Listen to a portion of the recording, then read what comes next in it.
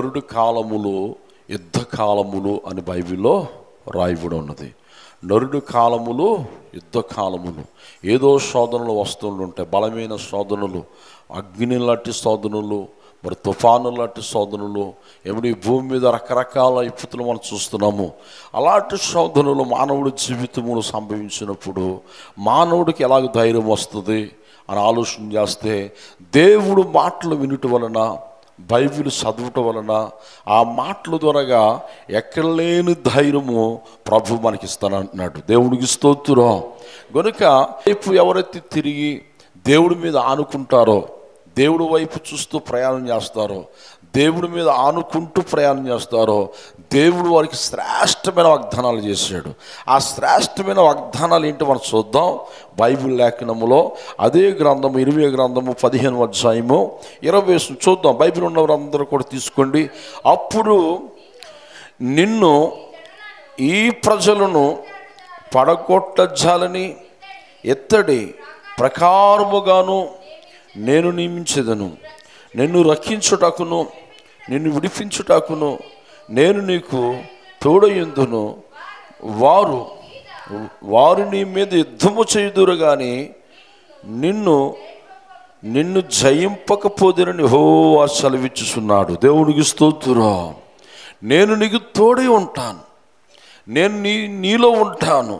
మరలేమన్నా ఈ ప్రజలు పడగొట్టజాలని ఇత్తడి ప్రకారముగా నేను నిన్ను నిలబెడతాను. దేవునికి స్తోత్రం.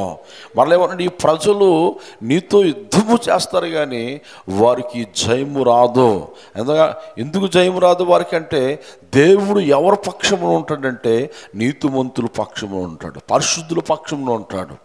ఆయన మీద ఎవరైతే ఆనుకుంటున్నారో వారి పక్షమున దేవుడు ఉంటాను అని ఇశ్రాయేలు ప్రజలతో చెప్తున్నాడు. ఈ రోజున మనం చూస్తున్నాము, భూమి అంతటా అల్లోకోలముగా కనబడుతుంది. ఇశ్రాయేలు ప్రజలు చిన్న దేశము, పెద్ద పెద్ద దేశాలతో యుద్ధాలు జరుగుతున్నాయి. ఆ యుద్ధములో ఇశ్రాయేలు ప్రజలకు వాగ్దానాలు ఉన్నాయి, శ్రేష్టమైన వాగ్దానాలు ఉన్నాయి. వారు ప్రార్థన వీరులు, దేవుడు నామమును ధరించిన వారు. అంతే ఎలాంటి శత్రువులు వచ్చినా ఎదుర్కొన్న శక్తి దేవుడు వారికి ఇస్తున్నాడు. దేవుడికి స్తోత్రం. అన్ని దేశాలు 49 దేశాలు వారి మీదకి దండెత్తి వచ్చిన ఎదుర్కొన్న శక్తి సామర్థ్యతను ప్రభు వారికి ఇస్తున్నాడు. ఈ రోజున ప్రపంచం అంతా కూడా ఇశ్రాయేలు చిన్న దేశము, ఆ పెద్ద దేశాలు వారి మీదకి వచ్చినప్పుడు ప్రజలందరూ ఆశ్చర్యముగా మాటలు వింటున్నారు, చూస్తున్నారు. దేవుడికి స్తోత్రం. ఇశ్రాయేలు ప్రజలకు వాగ్దానాలు ఉన్నాయి. అందుకని అన్నాడు, వారిని మీద యుద్ధము చేయుదురు కానీ వారు గెలవరు. ఎందుకు గెలవరు అనగా, దేవుడు ఎవరికి తోడై ఉన్నాడు? ఇశ్రాయేలు ప్రజలకు తోడై ఉన్నాడు. దేవుడికి స్తోత్రం. ఇశ్రాయేలు ప్రజలకు ఎందుకు దేవుడు తోడై ఉన్నాడంటే, ఇశ్రాయేలు ప్రజలు ఎప్పుడు కూడా మొదటగా గొడవకి వెళ్ళరు. వారు ఎవరిని చంపరు, ఎవరు జోలికి వెళ్ళరు, ఎవరు ఏ దేశం మీద యుద్ధానికి కాలు దువ్వరు. వారు ఎందుకు యుద్ధానికి ముందు వస్తున్నారంటే, ఎవరైతే వాళ్ళ మీద రాళ్ళు విసురుతారో, ఎవరైతే వాళ్ళు జోలికి వస్తారో వారిని వీరు విడిచిపెట్టరు. దేవుడికి స్తోత్రం. ఎందుకంటే వారికి ఉన్న జ్ఞానం అలాంటిది, వారికి ఉన్న బలం అలాంటిది, వారికి ఉన్న సామర్థ్యత అలాంటిది, వారికి ఉన్న ఆ గొప్ప తెలివితేటలు, ఆ గొప్ప నైపుణ్యత. ప్రపంచంలో వింతలన్నీ కూడా మనం చూస్తున్నాము. ఆ వింతలన్నీ కూడా యూదులు, ఇశ్రాయేలు ప్రజలకు దేవుడు అనుగ్రహించాడు. దేవుడికి స్తోత్రం అంటున్నాడు దేవుడు. చూడండి, దావీదు కాలంలో చూడండి, సంసోను కాలంలో చూడండి, చాలా వారి కాలములో ఇశ్రాయేలు ప్రజలు ఎప్పుడు ఓడిపోయారని ఆలోచన చేస్తే, దేవుడు మాట వినలేనప్పుడు చాలా జాగ్రత్తగా మనసు పెట్టాలి. దేవుడు మాట వినకుండా లోకం వైపు చూసినప్పుడు, వాక్యాన్ని వదిలి వాక్యానుసారంగా జీవించకుండా లోకానుసారంగా వారు బ్రతుకున్నప్పుడు వారు శోధింపబడ్డారు, నలగొట్టబడ్డారు, శత్రువుల చేతికి వారు అప్పగింపబడ్డారు. అయితే దేవుడు మాట విన్నంత కాలము కూడా దేవుడు వైపు చూస్తూ పరిశుద్ధతను కాపాడుకుంటూ భయభక్తులు కలిగి ఉన్నంత కాలము కూడా దేవుడు వారికి తోడై ఉండి యుద్ధముల వారికి జయ జీవితము దేవుడిచ్చాడు. దేవునికి స్తోత్రం. ఘన జీవితం ఇచ్చాడు, శ్రేష్టమైన జీవితం ఇచ్చాడు. ఏమండి, ఐగుప్తు నుంచి కానానుకు వారు బయలుదేరారు. అనేకమైన యుద్ధాలు వారు జయించుకుంటూ ఏమంటే కానానులో ఇశ్రాయేలు ప్రజలు అడుగుపెట్టారు. కారణం ఏంటో తెలిసిన, దేవుడు అంటున్నాడు, నేను మీ పితరులకి మాట ఇచ్చాను, మీ పితరుల పక్షమున ఉన్నవాడును నేను మీ పక్షమును ఉంటాను. దేవునికి స్తోత్రం. మోషే కాలములో యుద్ధములో ఐగుప్తులు మోషేతో యుద్ధము చేసినప్పుడు ఆ యుద్ధములో మోషే ప్రార్థన చేస్తే యుద్ధములో జయం వచ్చింది. Praise lord. యుద్ధములో ఘన విజయం వచ్చింది. శత్రువులు తారుమారైపోయారు, శత్రువులు నీటి సమాధి చేయబడ్డారు. ఇశ్రాయేలు పక్షమున దేవుడు ఉండి రాత్రి అగ్నిస్తంభం ఉండి పగలు మేఘస్తంభం ఉండి శత్రువులతో దేవుడే వారి పక్షం నుండి దేవుడు పోరాడి వారికి ఘన విజయమును దేవుడు ఇచ్చాడు. Praise lord.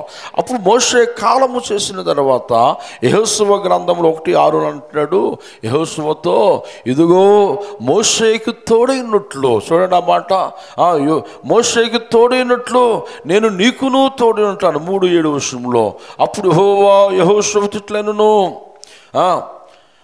ఇట్లైనను మోషేకి తోడైనట్లు నేను నీకును తోడైందును. దేవునికి స్తోత్రం. మోషే పక్షాన దేవుడు ఉన్నాడు. అందుకే ఇశ్రాయేలు ప్రజలకి దేవుడు గొప్ప జయమునిచ్చాడు. మరి చాలా వింతలో అద్భుతమైన రీతిలో వారు జయ జీవితమును పొందుకున్నారు. చపల కొడుతూ ప్రభు నామాన మహింపరచుకుంది. ఒక రోజున యెహోషువ దిగులుతో ఉన్నాడు, బాధతో ఉన్నాడు. ఎలా రకరకాల యుద్ధాలు మన మీద వస్తాయి. వ్యాధి అనే యుద్ధం, అప్పులేని యుద్ధం, ఏమండి పిల్లల ద్వారాగా శోధన, భార్య ద్వారాగా శోధన, భర్త ద్వారాగా శోధన, రకరకాల యుద్ధాలలో యుద్ధ భూములు మనం అడుగు పెట్టకపోయినా మన కుటుంబంలో యుద్ధాలు ఉంటాయి, మన జీవిత పోరాటంలో యుద్ధాలు ఉంటాయి. ఎలాంటి యుద్ధాల్లో మన హృదయం కృంగిపోతూ ఉంటుంది, నలిగిపోతూ ఉంటుంది. ఏం చేయాలో అర్థం కాని పరిస్థితి, అడుగు తీసి అడుగు ముందుకి వేయలేని పరిస్థితి. అలాంటి పరిస్థితి యెహోషువకి వచ్చింది. యెహోషువ కాలములు అనగా మోషే కాలము చేసిన తర్వాత యెహోషువ ఒక రకమైన భయంతో ఉన్నాడు, కలవరం చెందుతున్నాడు. అయ్య బాబోయ్, ఈ లక్షలాది ప్రజలను ఎలా నడిపించాలి, చుట్టూ శత్రువులు ఉన్నారు, ఆ శత్రువులు జయించుకుంటూ ముందుకు ఎలా సాగాలి అని ఆలోచన చేసినప్పుడు దేవుడు స్వరమిచ్చి మాట్లాడుతున్నాడు. దేవుడికి స్తోత్రం. దేవుడు స్వరమిచ్చి మాట్లాడుతున్నాడు. ఎలా మాట్లాడుతున్నాడు? 1:6 యెహోషువ గ్రంథములో, నిన్ను విడవను, నిన్ను ఎడబాయును, నిబ్బరము కలిగి ధైర్యముగా ఉండము. దేవుడికి స్తోత్రం. ఎలా కలిగి ఉంటాడండి? నిబ్బరము కలిగి ధైర్యముగా ఉండము. ఈ రోజున ధైర్యం చెడిపోతుంది.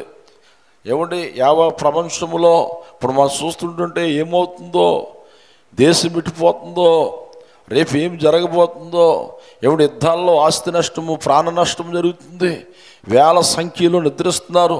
మరి ఇరాన్లో మరి భూకంపము, నిన్నగా మొన్న భూకంపము, యుద్ధాలు, రోడ్డు ప్రమాదాలు, అగ్ని ప్రమాదాలు, ఎప్పుడు ఎక్కడ ఏ సమయంలో ఏమి జరగనున్నదో ఏమంటే మనసులో కలత చెందుతున్నారు, ఆందోళన చెందుతున్నారు.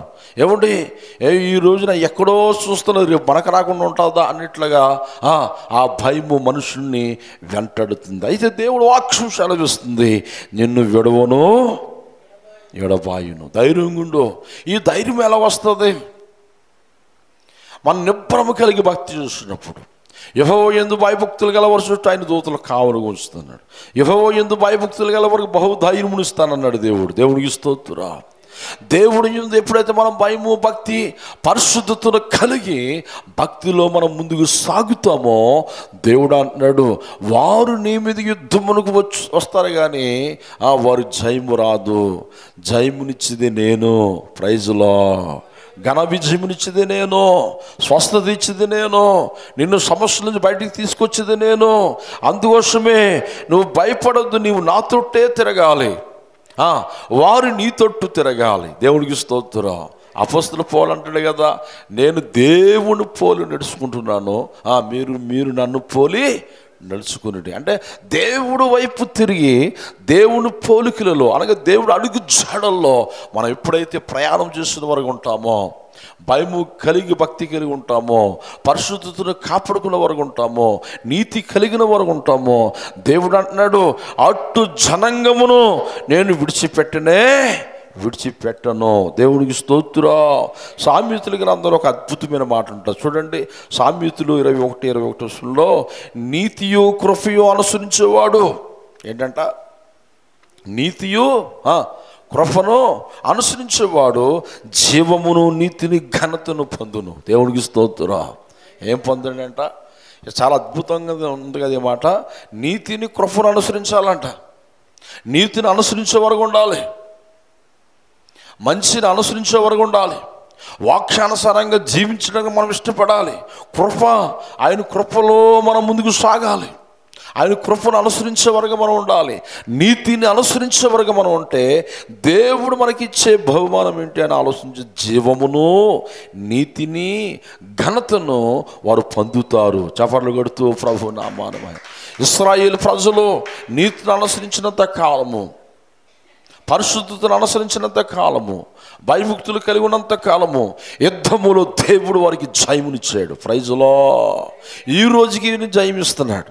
చూడండి, చిన్న దేశం ఏమండి, గట్టిగా ఉంటే 1,90,00,000 1,00,00,000 మంది ఉంటారు.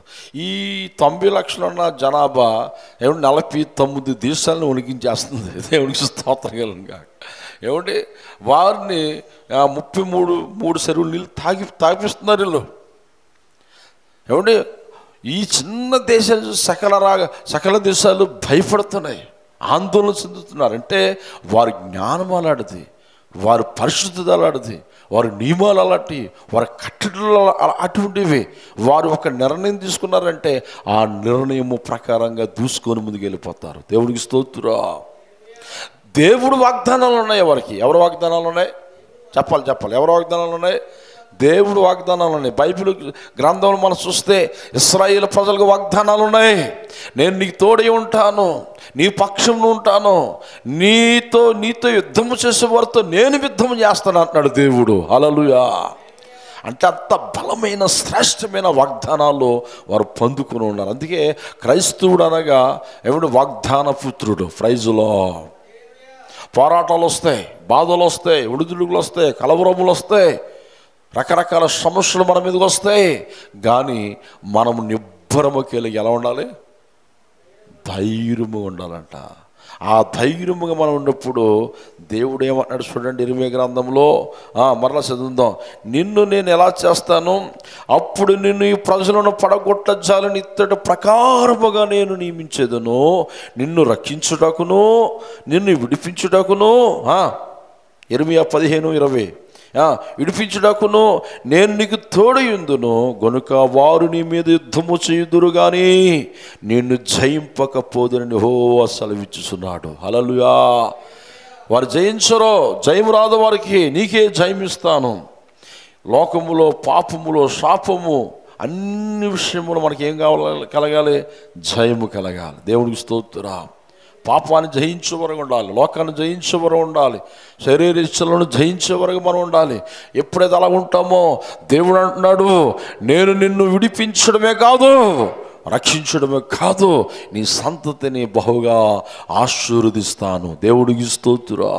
ఆ కింద మాటలు చదవండి, 15:21 అనుకుంటాను. 15:21 దుష్టుల చేతిలో నుండి నిన్ను విడిపించదును, బలాత్కారుల చేతుల నుండి నిన్ను విమోచించదును. బాబా, ఏమి వాగ్దానాలండి! ఈ వాగ్దానాలన్నీ మనకు సొంతమవునుగాక, మన కుటుంబంలో నెరవేర్చబడునుగాక, మన దేశంలో నెరవేర్చబడునుగాక. నీతిని అనుసరించే వారి జీవితంలో ఇవన్నీ జరుగుతాయి. ఏం జరుగుతాయి అంట? దుష్టుల చేతులు నిన్ను విడిపిస్తాను అన్నాడు, బలాత్కారుల చేతులు నిన్ను కాపాడుతాను. అది ఎలాంటి సమస్య అయినా కావచ్చు, ఎలాంటి బాధ అయినా కావచ్చు, తలమించిన బాధ కావచ్చు, అయిపోయిందని ఆ పని అనుకోవచ్చు, ఏమండి, కానీ ఆ జీవితం అయిపోయింది అనుకోవచ్చు. దేవుడు అన్నాడు, నేను నీకు తోడై ఉన్నాను. ప్రైజులో నేను నిన్ను విడిపించిన దుష్టుల చేతిలోంచి నిన్ను విడిపించేస్తాను. ఈ వాగ్దానాలు ఎప్పుడు మన బ్రతుకులో నెరవేర్చబడతాయి? ఎప్పుడు నెరవేర్చబడతాయంటే మనం ఆయన తట్టు తిరిగి ఆయన కృపలో ముందుకు సాగినప్పుడు. ప్రైజ్లో ఇశ్రాయేలు ప్రజలు చూడండి ఇశ్రాయేలు ప్రజలు ఐగుప్తు నుంచి కానానికి వచ్చినప్పుడంట, ఎబ్రిలు రాసిన పత్రికలు ఉంటాయి ఆ మాటలు. ఎబ్రిలు రాసిన పత్రిక 11:33 వారు విశ్వాసం ఉంచారంట. దేవుడు ఏంటంటే నమ్మిక ఉంచారు. ఏముంచారండి చెప్పాలి, అందరూ ఏం చెప్పాలి, అందరూ చెప్పాలి అనుకున్న వారు నమ్మిక ఉంచారు. మన నమ్మిక ఉమ్ము చేయకూడదు, మన విశ్వాసమును విడిచిపెట్టకూడదు.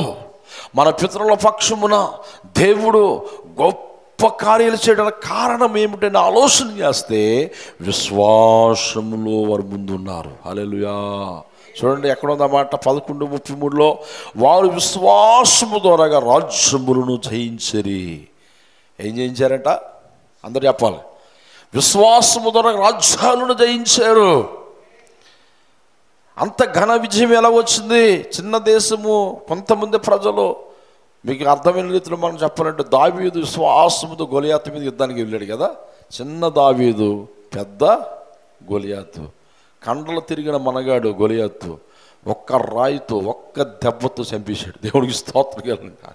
అంటే కారణం ఏంటంటే అక్కడ బలం ఈ లోక బలం కాదు, లోక ఖండలు కాదు, ఆత్మీయ విశ్వాసము, ఆత్మీయ బలము దావీదులో రగులుకుంది. దేవుడికి స్తోత్రం కలుగును.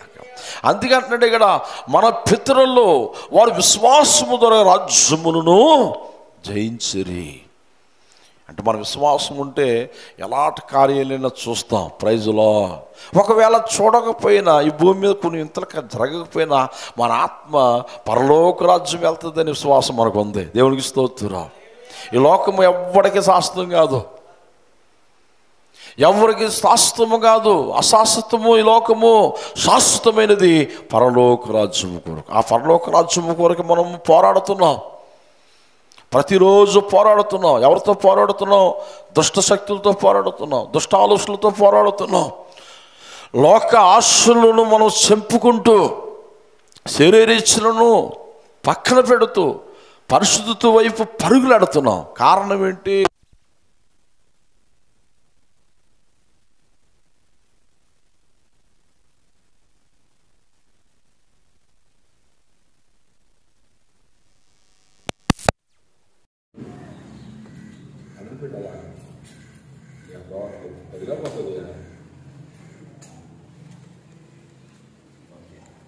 దేవునికి స్తోత్రం. శరీరేశ్వరం మనం ఇప్పుడంత జయిస్తామో ఏమంటే నా దేవుడు నన్ను విడిచిపెట్టడం, నా దేవుడు నా పక్షాన్ని ఉంటాడు, నా దేవుడు నన్ను విడవడు అని దృఢ విశ్వాసంతో మనం ఉండాలి. హల్లెలూయా. ఏమంటాడంటే చూడండి ఎబ్రిలు రాసిన పత్రిక 11:33 వారి విశ్వాసము ద్వారా రాజ్యములను జయించింది, నీతి కార్యములను జరిగించింది. ఏ కార్యాలంట చెప్పాలందరూ కూడా? నీతి కార్యములను జరిపించింది. నీతి కార్యములు అనేది వారు నీతిని విడిచిపెట్టలేదు. వారి బాధల్లో, వారి శ్రమల్లో, వారి ఒడిదుడుకుల్లో శత్రువులు వారి మీదకి వచ్చినప్పుడు, తలమించిన బాధలు మన మీదకి వచ్చినప్పుడు నీతిని విడిచిపెట్టకుండా పోరాటం చేశారు. చెప్పడం కొడుతూ నీతిని విడిచిపెట్టలేదు వారు. మనం ఎలా ఉంటున్నాం? మనం చూడండి, మోసే నీతిని విడిచిపెట్టలేదు, దానియేలు నీతిని విడిచిపెట్టలేదు, షడ్రక మిషకు అబేదనో నీతిని శ్రమంలోకి వెళ్ళిపోయారు, వారు బాధల్లోనికి వెళ్ళిపోయారు. ఏమండి మరలా కింద మాటలు ఏమంటాడు చూడండి, కింద మాటలో నీతి కార్యములను జరిగించింది, వాగ్దానములను పొందిరి, సింహములను మూసిరి. హల్లెలూయా. ఏం చూసారంట? సింహాలను వారు మూసారు. అంత బలం ఎలా వచ్చింది వారికి? అంత విశ్వాసం ఎలా కలుగుతుందంటే దేవుడి మీద వారు అనుకున్నారు, దేవుడి వైపు వారు తిరిగారు, దేవుడు యందు నమ్మిక ఉంచారు. నా దేవుడు నేను విడిచిపెట్టేవాడు కాదు. లోకంలో ఉన్నవాడు కంటే చెప్పండి నాలో ఉన్నవాడు గొప్పవాడు. హల్లెలూయా. ఆ గొప్పవాడు మనలో ఉన్నప్పుడు గొప్ప కార్యాలు జరుగుతాయి. మన పిల్లలు దేవుడు దీవిస్తున్నప్పుడు ఇశ్రాయేలు ప్రజలకి ఎప్పుడో అబ్రహాముతో చేసిన వాగ్దానాలు, దావీదుతో చేసిన వాగ్దానాలు, అవునా కదా, అవన్నీ ఈ రోజుకి నెరవేర్చబడుతున్నాయి. చెప్పండి కొడుతూ ఈ రోజుకి నెరవేర్చబడుతున్నాయి. దానియేలు నీతిని విడిచిపెట్టలేదు, సింహం బోర్లేసి సింహాల నోరును వారు మూసారు. ఆ నీతితో కూడి విశ్వాసం ఉండాలి. Praise lord. 34 వర్షం చదవరా. అగ్ని బాణములను అగ్ని బలములను అగ్ని లాంటి శోధనలు వచ్చాయి. ఏ శోధనలో చెప్పాలి అందరు. ఏ శోధనలమ్మా? అగ్ని లాంటి శోధనలు వస్తాయి. అయినా మనం రోషంగా ఉండాలండి. దేవుడికి స్తోత్రం. అగ్ని లాంటి శ్రమలు ఆయన ఏమని రాయబడి ఉన్నది? అగ్ని బలములను చల్లార్చిరి, కట్టదారులను తప్పించుకుని బలహీనులుగా ఉండి. ఎలా ఉండట ఈ మాట చాలా అద్భుతం. బలహీనులుగా ఉండి బలమైన కార్యములు దేవుడు జరిపించాడంట. దేవుడికి స్తోత్రం.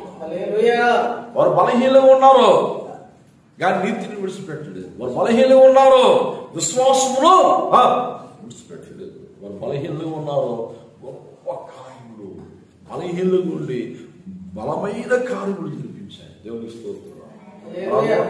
మనం బలహీనం కాము. ఏదో ఒక శోధన వచ్చినంత మాత్రాన, కొన్ని సమస్యలు వచ్చినంత మాత్రాన, కొన్ని ఒడిదుడుకులు వచ్చినంత మాత్రాన దేవుడు ఎవరిని విడిచిపెట్టేవాడు. అందుకే మనం కొన్నిసార్లు కృంగిపోయినట్లుగానే కనపడతాం, కానీ మళ్ళా దేవుడు రోషాన్ని ధైర్యాన్ని ఇస్తాడు. దేవుడికి స్తోత్రం. మనం ధైర్యంగా ఉండాలి. ఎలా ఉండాలి? చెప్పాలి. ఎలా ఉండాలి? ఆ ధైర్యం ఎలా వస్తుందంటే దేవుడు మాటలు వింటుందని వస్తుంది.